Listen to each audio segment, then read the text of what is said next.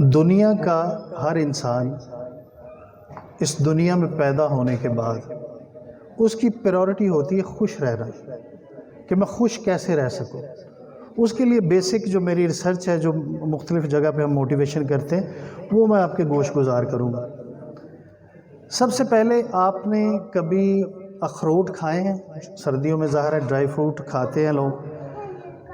اخروٹ پوری دنیا میں اس لیے ان کے درخت زیادہ ہیں کہ موسٹ آف دا ٹائم جو گلہریاں ہوتی ہیں وہ درخت سے اخروٹ توڑتی ہیں اور نیچے زمین میں دبا دیتی ہیں، اور گلہریوں کے ساتھ یہ فینومینا ہے کہ انہیں یاد نہیں رہتا کہ اخروٹ کہاں پہ دبایا تھا، اور وہ بھول جاتی ہیں، اور رزلٹ یہ نکلتا ہے کہ وہ اخروٹ کے دبانے کی وجہ سے وہاں پہ اخروٹ کا درخت اگاتا ہے، جس سے بعد میں گلہریاں بھی فائدہ اٹھاتی ہیں اور انسان بھی فائدہ اٹھاتے ہیں۔ تو اس سے پہلا سبق تو یہ ملتا ہے کہ جب بھی آپ نے کوئی نیکی کرنی ہے، کسی کے ساتھ بھلا کرنا ہے، تو یہ ذہن میں کبھی نہ لائیں کہ اس کا ریوارڈ آپ کو نہیں ملے گا۔ اس کا ریوارڈ آپ کو ملے گا، 100% ملے گا۔ اور دوسرا سٹیپ یہ ہے کہ آپ نے کسی کے ساتھ نیکی کرنے کے بعد اسے بھول جانا ہے، اس سے کوئی آس یا امید نہیں رکھنی، کیونکہ یہ چیز جو ہے یہ انسان کو ہرٹ کرتی، یہ اس کی خوشی میں پہلا بیریئر ہے۔ اور اس کے بعد دنیا کے سارے ریسرچر اس بات پہ متفق ہیں کہ دنیا میں سب سے زیادہ جو خوشی والی زندگی ہے، جو کامیاب زندگی ہے، وہ کون لوگ گزارتے ہیں؟ آپ کی زندگی میں بہت سارے ایونٹس آتے صبح ہوتی ہے، شام ہوتی ہے، دس از آلسو ایونٹ۔ آپ ڈیوٹی پہ آتے ہیں، دس از آلسو ایونٹ۔ آپ کھانا بناتے ہیں، آپ کے گھر مہمان آتے ہیں، آپ کسی کے گھر مہمان جاتے ہیں۔ سارے ریسرچ اس بات پہ متفق ہیں کہ نہ پیسے والے، بہت امیر کبھی،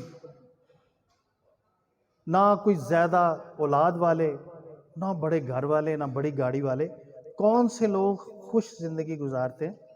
جو اپنی زندگی میں ہونے والے ایونٹس کو صحیح طریقے سے الیبریٹ کرتے ہیں، اس کو انٹرپریٹ کرتے ہیں۔ مثال کے طور پہ میں سسٹر کلثوم کی مثال دوں گا کہ یہ یہاں سے پروموٹ ہو کے گئی ہیں الائڈ میں۔ یہ اس ایونٹ کو کیسے ٹرانسمٹ کرتی ہیں، کیسے انٹرپریٹ کرتی ہیں، یہ ان کی خوشی کا باعث بنے گا۔ سسٹر کوثر گئی ہیں جھنگ میں، ان کو چاہیے کہ جو وہاں پہ پازیٹیو چیزیں ہیں، ان کی زندگی میں پازیٹیوٹی ایڈ ہوئی ہے جھنگ جانے کے بعد، اس چیز کو سامنے رکھنا ہے۔ This is the way you can become a happy person. دو باتیں ہو گئی۔ اور ایک ہارورڈ یونیورسٹی کی ریسرچ آپ کے ساتھ شیئر کرتا ہوں۔ آپ کے ساتھ میری لڑائی نہیں ہے، آپ سوچیں گے ہماری طرف کیوں نہیں آ رہا۔ ہارورڈ یونیورسٹی جو 1636 میں بنی امریکہ میں، اس میں سے جو کوالیفائڈ لوگ ہیں 49 لوگ ایسے ہیں جنہوں نے نوبل پرائز ون کیا، 32 لوگ ایسے ہیں وہاں سے کوالیفائڈ جو کسی بھی ملک کے صدر بنے۔ تو جب ہارورڈ یونیورسٹی نے یہ ریسرچ کی کہ ان میں سے جو زیادہ خوشگوار زندگی گزارنے والے لوگ ہیں وہ کون سے لوگ ہیں، تو اس ریسرچ نے بتایا کہ جو لوگ اپنے قریبی رشتوں سے جڑ کے رہے۔ قریبی رشتے کون سے ہیں؟ آپ کے بہن بھائی ہیں، آپ کے پڑوسی ہیں، آپ کے آفس کے کولیگ ہیں، اور اتفاق سے اس میں آپ کی ساس بھی ہے۔ تو جو لوگ ان رشتوں سے جڑ کے رہے، انہوں نے ایک کامیاب زندگی گزاری۔ تو یہ ایک فارمولا ہے جو میری خواہش تھی کہ اتنی ساری میری بہنیں یہاں پہ اکٹھی ہوں گی تو میں ان کے گوش گزار کروں۔ اصل میں انسان کے ذمے صرف کوشش کرنا ہے۔ میرے ذمے اللہ تعالیٰ نے اتنا رکھا ہے کہ میں آپ سے اچھی بات کروں، کیونکہ یہ میرے اوپر قرض تھا کہ اگر کوئی ریسرچ میرے پاس ہے، اچھی بات میرے پاس ہے، تو یہ میری ذمہ داری ہے کہ میں اس کو آگے ٹرانسمٹ کروں۔ اس کے اوپر عمل آپ کرتے ہیں یہ نہیں کرتے، یہ علیحدہ ڈیبیٹ ہے۔ اور علم جو ہے وہ صرف اس کے پاس ہوتا ہے جو اس کا چاہنے والا ہے۔ اگر آپ کی خواہش ہے کہ آپ کے پاس علم ہو، اور علم کی فضیلت کے حوالے سے ایک بڑی امپورٹنٹ بات میں آپ کے گوش گزار کروں کہ آپ صلی اللہ علیہ وسلم ایک صحابی بیمار تھے، ان کی عیادت کے لیے گئے، وہاں پہ وحی کا نزول ہوا، آپ کو پتہ چلا کہ یہ صحابی کچھ دنوں میں کوچ کر جائیں گے، رحلت فرما جائیں گے۔ تو آپ نے اس صحابی سے یہ بات ڈسکس کر دی کہ آپ کے پاس ٹائم تھوڑا ہے، آپ کچھ دنوں میں اس جہان فانی سے کوچ کر جائیں گے۔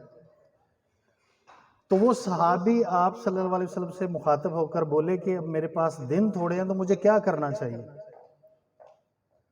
تو آپ صلی اللہ علیہ وسلم نے فرمایا کہ آپ کو علم حاصل کرنا چاہیے، یعنی کہ جس شخص کے پاس اس دنیاوی زندگی کے دن گنے جا چکے ہیں اس پہ بھی لازم ہے کہ وہ علم حاصل کرے۔ جیسے سسٹر کلثوم نے یہاں پہ کہا کہ آگے بڑھتے رہنا چاہیے، ٹوٹے چھتر کی طرح آگے بڑھتے رہنا چاہیے۔ دس از دا وے کہ آپ کی زندگی خوبصورت لگتی ہے۔